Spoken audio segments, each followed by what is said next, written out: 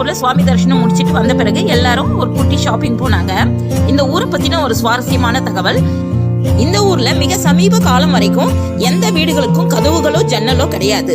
ஏன்னா 400 வருடங்களுக்கு முன்னால இந்த ஊர்ல இருந்த நதியில ஒரு கல் மிதக்கிறத பார்த்த ஆடு மேய்க்கிற சிறுவன் அந்த கல்லுக்கிட்ட போய் பார்த்தபோது அதுல இருந்து ரத்தம் வழியறத பார்த்து பயந்து ஊருக்குள்ள போய் சொல்லவும் ஊர் மக்கள் எல்லாம் வந்து பார்த்தபோது சனீஸ்வர பகவான் அசரீரியா தான் இந்த கல்லுல குடி இருக்கிறதாகவும் என்னை நீங்கெல்லாம் சேர்ந்து பூஜை பண்ணிட்டு வந்தீங்கன்னா இந்த ஊரையும் மக்களையும் காப்பாற்றுறதா வாக்கு கொடுத்ததாகவும் அன்றையிலிருந்து அந்த கிராம மக்கள் அவரை கண்கண்ட தெய்வமா வழிபடுறதா சொல்லப்பட்டது.